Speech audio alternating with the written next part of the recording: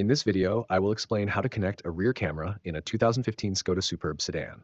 This video covers only the process of connecting the cables that have already been routed through the car.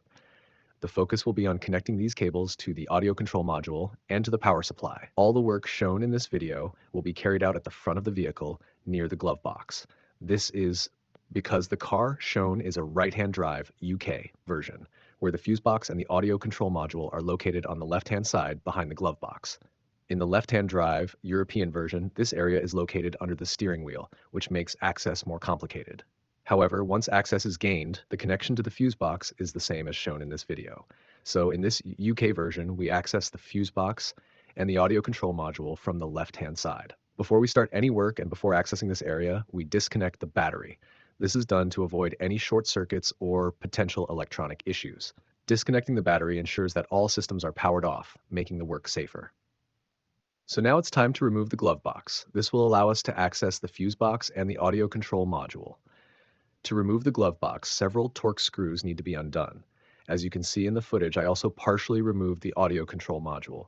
However, I later found out that this is not necessary, so don't worry about removing the audio control module. Just focus on removing the glove box. When the glove box is open, 4 torque screws are accessible: left side, right side, center, outer right side. Once these screws are removed, move underneath the glove box where there are 2 additional torque screws, one on the left, one on the right.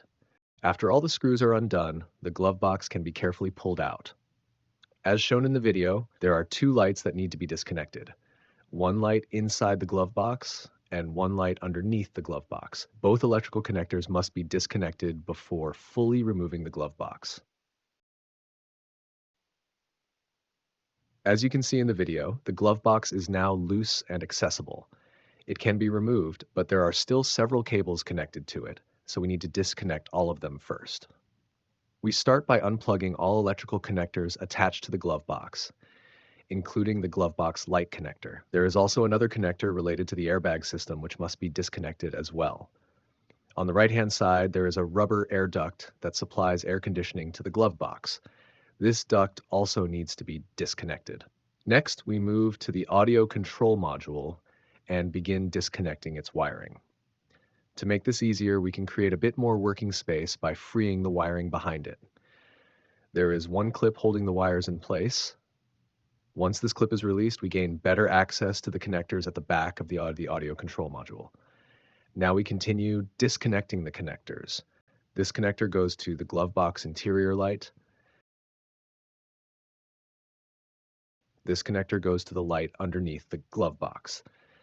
Finally, we disconnect all remaining connectors from the audio control module. To unplug all these connectors from the audio control module, some of them are simply plugged in. For these, you just press the safety clip and the connector will release. However, some of the larger connectors require a slightly different approach. For these, you need to use the lever, push it, and then the whole socket will come out.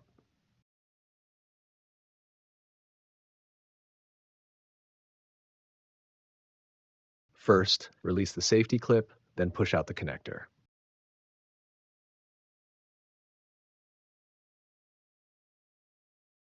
Do the same for the blue connector and the white connector.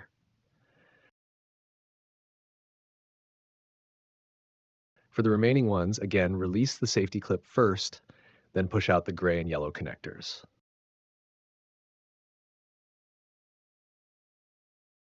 At this point, all electrical connectors have been unplugged from the audio control module. This means the glove box can now be removed, giving us full access to the wires and the fuse box. Now that the glove box is removed, it's time to arrange the wires behind it in a way that makes them easily accessible and simple to reconnect to the audio control module. We start with the audio control module. Take the main socket and remove the blue connector. This blue connector is the one we are particularly interested in because we will be adding 2 additional wires to it. In this case, the wires will go to positions 6 and 12. From this perspective, position 6 is the top slot, position 12 is the bottom slot. Currently, there are no wires connected in these positions, so we can proceed to insert the new wires. Before inserting, we need to unlock the safety plate on both sides of the connector. This allows the wires to be freely inserted.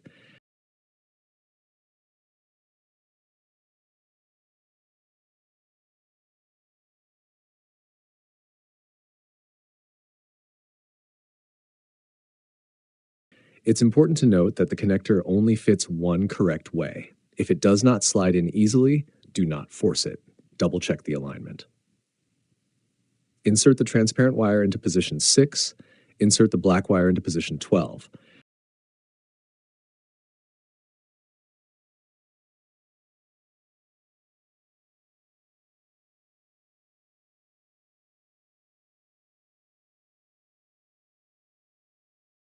Once both wires are fully inserted, reinstall the safety plate. Make sure the wires are secure and cannot accidentally be pulled out.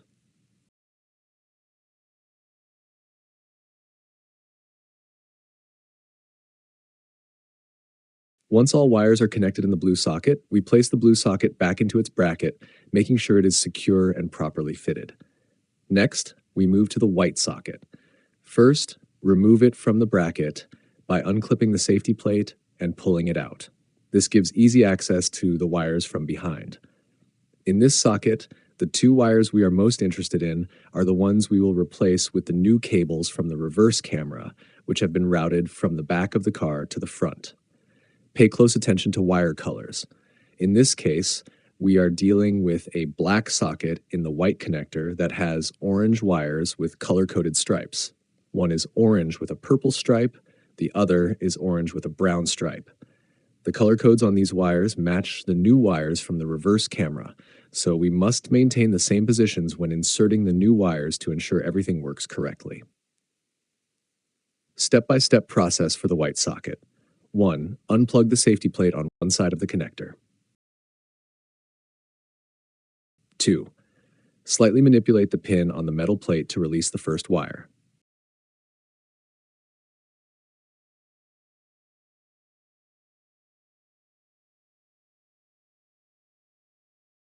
3. Remove the wire, then immediately insert the new wire from the reverse camera in the same position.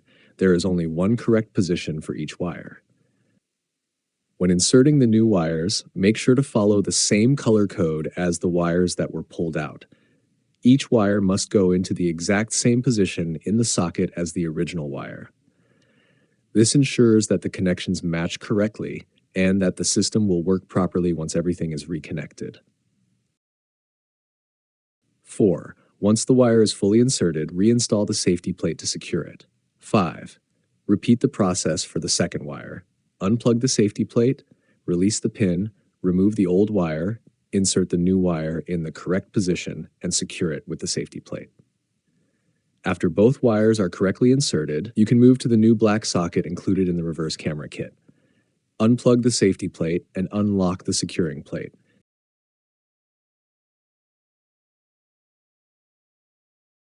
In the black socket, make sure the wires are inserted according to the same color code as on the opposite side of the socket, ensuring the colors match on both sides of the connection.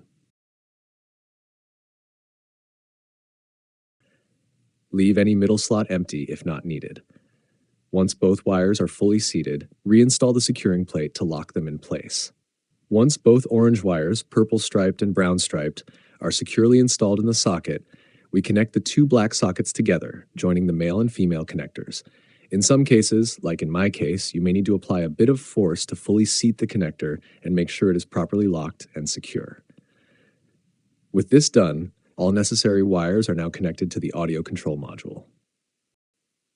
Now it's time to reconnect the white socket to the bracket and place it back in its original position. There is only one correct way to refit the socket into the bracket, so make sure it is properly aligned. Once installed, ensure the socket is fully seated and secure. Now we have access to the fuse box. We are going to use one of the free fuse slots, in this case F18. As you can see, this fuse slot has two terminals and the lower terminal is already present, which means this slot already has a power supply available.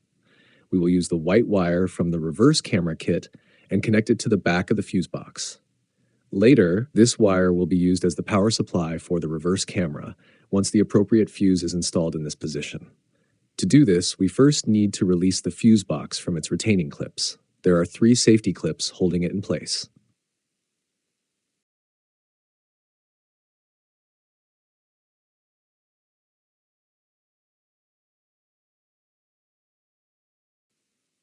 Once these are released, we can slightly pull the fuse box forward, which gives us access to another locking mechanism on the side. This side lock has a purple tab. By carefully using leverage, we can pull it out, which allows us to insert the wire connector into the back of the fuse box at the correct position. Now that the fuse box is loosened, we can move on to the next step, which is routing and inserting the white power wire from the reverse camera into the fuse box. To do this, I use a plastic cable tie. First, I cut the end of the cable tie so that it fits into the metal terminal on the white wire, which is located at the end of the reverse camera power cable. This metal terminal needs to be inserted from the back of the fuse box. From the front side of the fuse box, I insert the plastic cable tie and push it through the fuse slot opening so that on the front side, only the head of the cable tie is visible, and on the rear side, I have enough length to attach the metal terminal of the white wire to the cable tie. Once the cable tie is fed through, I attach the metal terminal of the white wire to the cable tie. Because the cable tie is plastic and the terminal has a small opening, it fits perfectly inside and holds firmly, making it easy to guide the wire into place. Now, as you can see, I pull the cable tie from the front, while from the back, the white wire is guided into its correct position inside the fuse box. It is very important to maintain the correct orientation of the terminal during insertion. The terminal must be inserted vertically. There is only one correct orientation, and it will not go in any other way. In my case, I made a few mistakes at first and had to correct it several times. It took me a few attempts before I managed to insert it correctly. As you can see now, the wire has been guided through to the other side. From the back view, the white wire is visible, but it is not yet fully seated in its final position. When I gently move it, it goes slightly in and out, which is a good sign. It means it is aligned correctly, but it still needs to be pushed all the way in. To make sure it is fully inserted, I use another tool from the back side to gently push the terminal forward, ensuring it reaches its final position.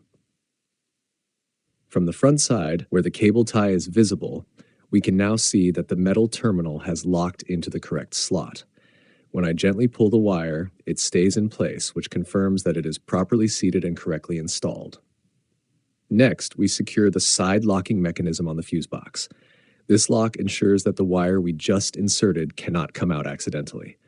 To be absolutely sure, I gently push the wire once more to confirm it is stable and firmly mounted.